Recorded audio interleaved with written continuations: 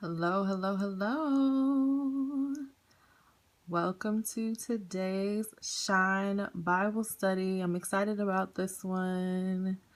We're going to be talking about Jael. I know this says Deborah here, but they're in the same chapter. Judges 4. This is BibleGateway.com. If you are watching the replay, welcome. Thanks so much for joining. Please know that your hearts still count, and so do your shares. So if you hear something that you like today, make sure that you share with your followers. I'm going to go ahead and turn this around so we can get... Hi, how are you? My name is Kelly Simone. I am founder of hiphopchurchgirl.com, which is a Christian lifestyle blog for girls who love Jesus. Let me get up close, get my water. Happy Wednesday to everybody. I hope you're enjoying it. Happy February. I heard that the groundhog, I don't know what it is, if you see the shadow or you don't see the shadow yesterday. Either way, I heard that spring is coming early. So, whoop, whoop, whoop, whoop. I'm excited about that. Even though we've had a pretty mild winter. I'm here in Chicago. I don't know where you are, but winter has been pretty awesome so far. So, praying that we do not get crazy stupid blizzard snow like the East Coast did a couple weeks ago. But thanks for joining in today. We're going to talk about Jael. So if you haven't been on the Scopes since the Shine series started, let me tell you a little bit about it.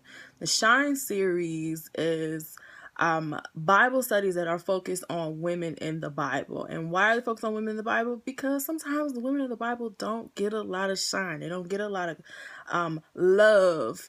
And so there's a lot of great things that God is saying about women, about Christians, and about himself, honestly, through the stories of women in the Bible. And even though there aren't necessarily loads and loads of chapters and verses about women, the stuff that is in there is meaty and it's good, and we're going to use this Shine series to get all up in it and learn more about Jesus and learn more about ourselves. So that's the whole purpose of the Shine series. You don't have to be a girl, you don't have to be a woman to join, but you just have to be a lover of women. So that's cool. So thank you for joining me. And today we're going to talk about Jael. Jael, the Real Housewife. Yes. Not from Atlanta. What's the new one? The Potomac. Not from the Potomac. Not from Beverly Hills. She wasn't even really an Israelite, to be honest with you. But definitely she is a real one, and she was definitely a housewife, and she also was an assassin. And her story is really very, very brief. It's only found in Judges 4. And most of the time when people read Judges 4, they read it for Deborah, the prophetess who was a judge of Israel. But towards the end of that same chapter, you'll hear a little bit about Jael and the part that she played in helping Israel win a battle over its Canaanite enemies. So I'm going to give you a little bit of background, and then I'm going to go into the 5 things. So hopefully this scope shouldn't take that long. But let me just get started.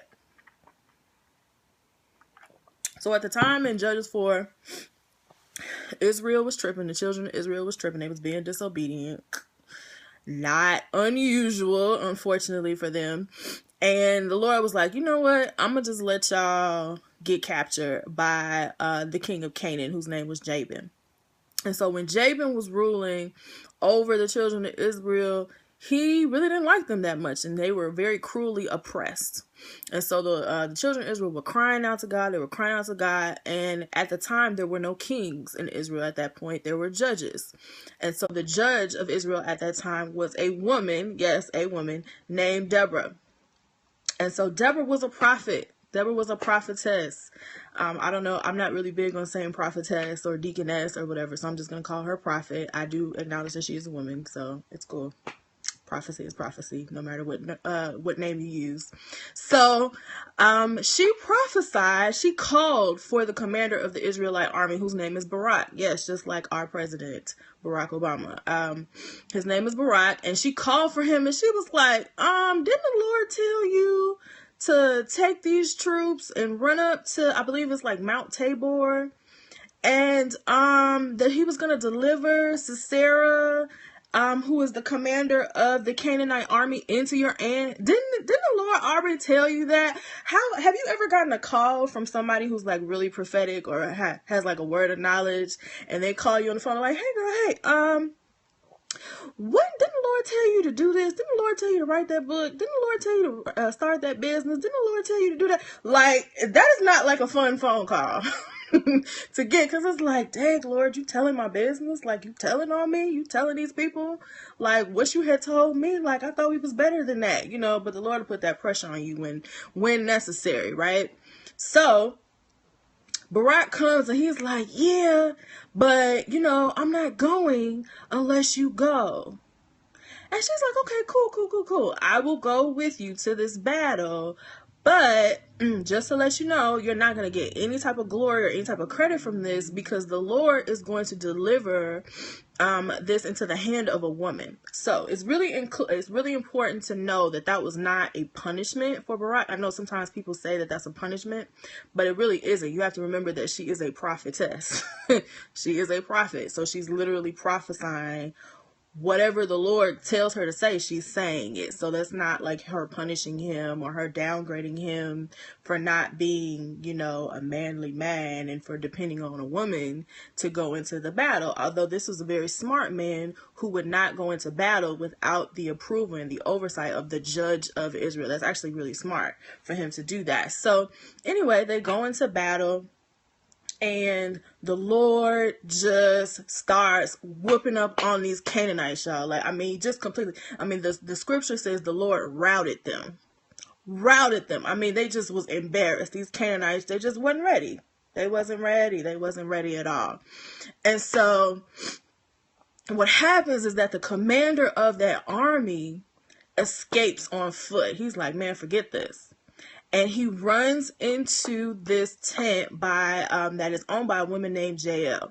So Jael is the wife of someone named Heber, and Heber is from the same people that Moses' father-in-law was from. So if you remember Jethro, the Midianite, the one who kind of was Moses' preacher after he got out the wilderness and had kind of helped like convert Moses into believing, you know, in the God of Israel, like those people. So they had actually separated themselves from their people. And later on, you find out in the story that Heber's camp had made peace with the Canaanites. So, which is kind of weird, because you would think that they would be on the side of Israel, right? But no, they had actually made peace with the Canaanites, which is why Sisera runs into their tent, because he's like, oh, these are allies. So I'm going to run into a safe place. And so Jael sees him, and she's like, oh, baby, come on. Yeah, come on in. They're there. Don't be afraid. And she welcomes him into the tent. And she gives him a blanket, y'all. And he's like, oh, you know, thank you. Oh, thank you. Yeah. I am a little tired. You know, do you have some water? I'm so thirsty. And she goes, sure, hun. You know what? Better yet, I'll give you some milk. And she gives him some milk and literally tucks him in. Like the Bible says, she covered him with a blanket. Like, she literally just tucked this dude in. I have to say, like, who runs off of the battlefield and like goes and take a nap? Like, who does that? Like, I don't know if you remember the last time you were in a fight, or if you've ever been in a physical fight, but like your adrenaline is on 30,000. Like, who's gonna go take a nap after that? And you know, oh, I'm gonna get some milk. I mean, what was he doing? Like sucking his thumb? Like, I don't know. Like, it was just kind of weird to see that. And he went to sleep, right? He went to sleep in her tent. And let me tell you, Jael, this ninja housewife, crept up on him, got her tent peg and her hammer, and put that thing straight through his head and killed him. Yeah, y'all. A housewife. The Bible doesn't say he tried to snatch her up or he tried to rape her or anything like that. Nope. She just killed him. And then right after that, Barak runs up like, hey, have you seen this guy? We trying to catch him. We was in the battle. She was like, oh yeah. You asking about Sisera? Oh yeah, come on in. Come on in the house. Cause, he on the floor. Yeah, I handled your lightweight. There you go. You're welcome. So that's the story of Jael.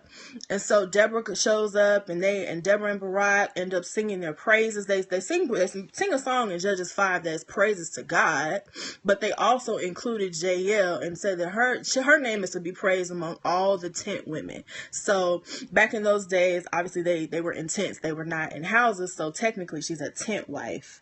But, we just gonna call her a real housewife. So 5 things to learn about this story that I thought we could pull from Jael into our current lives.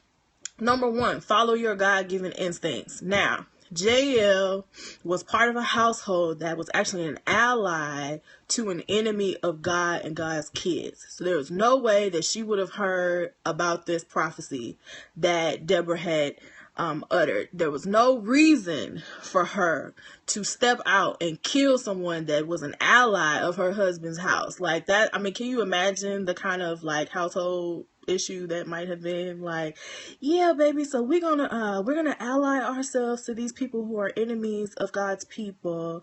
And she's like, oh, okay. And then the next thing he come in the house and the commander of the army is dead and your wife killed him. Like, that's a lot.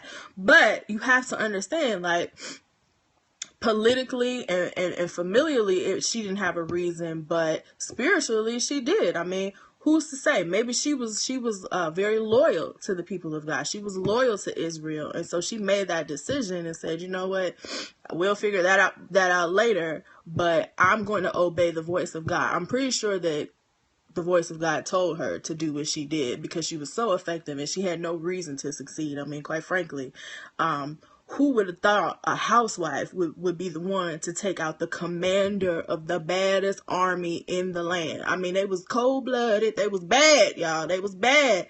And a housewife did it with some milk in a tent peg. Not a slave, she didn't slay him with a spear or a sword or anything like that. It kind of reminds you of David, right? Remember how David rejected Saul's armor when he went up to go kill Goliath? Like, Saul tried to put his armor on him. This is all in 1 Samuel. And he was like, nah, I ain't about that life. Like, but I'll take those slingshot. I'll take a slingshot in those stones, though. And he did it with the weapons that he already had.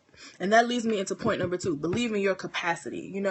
This is something that really struck me as Jael, is she didn't count herself out. She didn't disqualify herself from doing what needed to be done because she was a housewife. Just like David used the things that he had at his disposal, she used the things that she knew. And back in that day, tent wives or housewives were not only responsible for upkeeping the household, but they were actually responsible for sewing the tents, putting them up, and taking them down when the family in the compound was moving somewhere else. So she was very well versed in how to use a tent peg. That was not a man's job. That was actually a woman's job at that point. And so isn't it interesting how her doing her woman's work, where sometimes people discount, when you're a housewife and you're not in the field and you're not working and you're not doing all those things, people think that they're not being used and they're not being prepared, but really God can be preparing you. She was perfectly positioned to vanquish one of the enemies of God's kids. I mean, and then they sang a song about it. I mean, dang. I mean, that's like the equivalent of President Obama awarding you the Presidential Medal of Freedom. Like, for something that you did just because, like, this dude ran up in your house and you're like, well, I guess I'm gonna kill him then. I mean, that's amazing. That's awesome. And her name is in the Bible because of it. Wow. Did she even know that was going to happen? What if she had discounted herself? What if she had said, oh God, I need something else. I need to be trained in this way. I need to do this. I need to do that. A lot of us won't move with what we have from God because we are waiting for more. And that's not how God works. God be like, that's not how this works. That's not how any of this works. You got to be a steward over what you already have, and then he'll increase you. He's already prepared you. He's already positioned you. And so you just need to act in faith based upon what God has said. The third thing is that she put first things first. I like Jael because it seemed like she was a thinking woman. You know, it seemed like she kind of had a plan. So I don't know if it was a spontaneous plan that came together or something that she had thought out. But, you know, she used the weapon of hospitality to get him to come into the tent and to trust her. She used that blanket.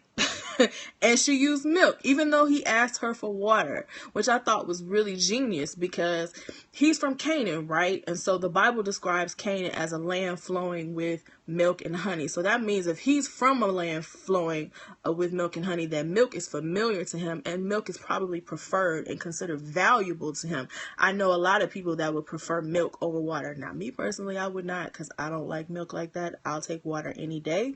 But for him, who obviously needed to be comforted after he had just got his butt beat so badly, you know, she offered him that milk, and he was like, of course I'm gonna take it. And that was really skillful. Why? Because between milk and water, which one is most likely to put you to sleep? Milk. Milk. I think that milk helped put him to sleep. And then once he was sleeping, snoring, and she done tucked him in, put that little blanket on him, she like, oh, I'm about to get this. He about to get this work, and he don't even know it. I mean, wow, that was really skillful.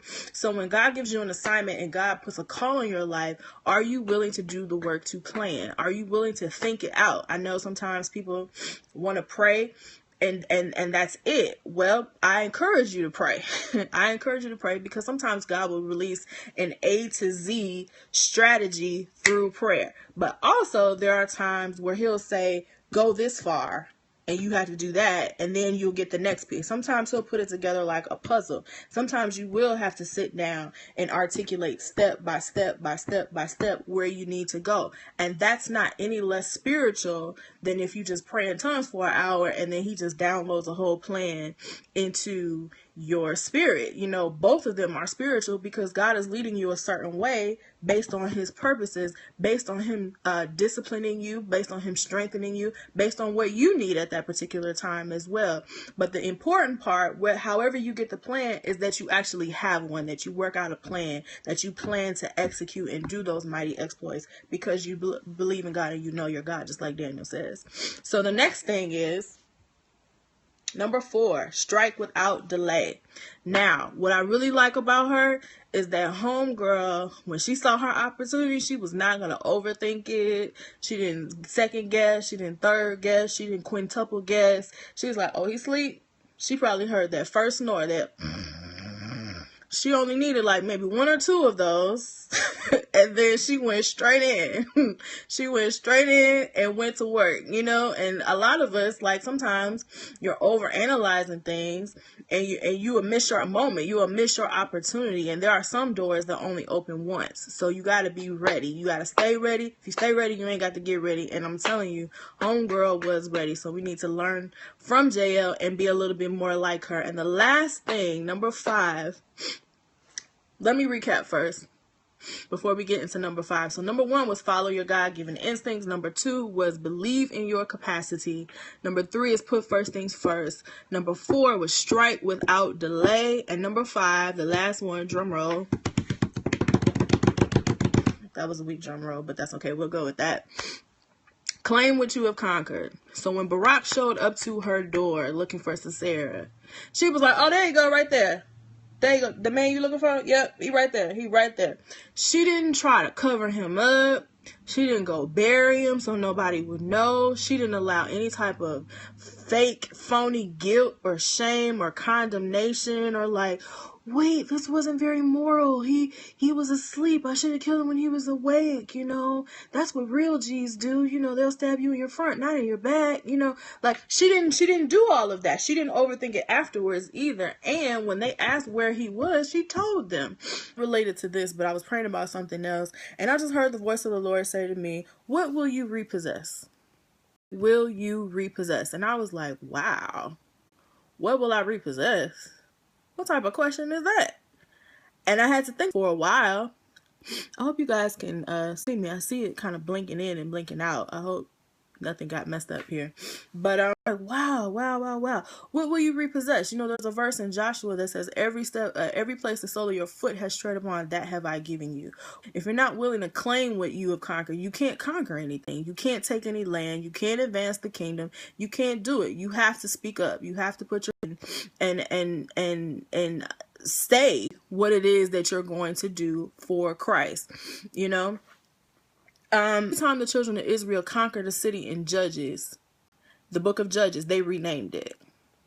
Why? Because when you slay all things, you get to name things, you get to own things. And sometimes people will forsake their say in something out of shame, out of a warped idea of something like that. You know, get out of that. You got to G up and go for it. So if God has called you to something, you have to claim it. She had been conquered. Her name wouldn't have been in that song in the next chapter in Judges 5. So it's really important that learn from Jael. I think she had a lot of good things that she did in those very short verses that mentally. And there's a saying that fortune favors the bold. I think that's like an ancient Roman wise saying. And I think that God people to shirk whatever expectations that society may have on you and just honor what God has said to you. And if you're willing to take the risk, then God is willing to show you how He will always get the last word. He'll use you to get the thought they were going to crush the children of Israel. Not so, says God. And He used Deborah, Barak, Assassin to accomplish His purpose, and He can do the same with you. So I just want to encourage you on today, when you get a chance, Judges 4 is not a very Judges 4. Be inspired by Deborah, Barak, and Jael, the assassin, the real housewife, and let me know how you feel about it. So, and praying for you guys, and enjoy your Wednesday. Take care. Bye.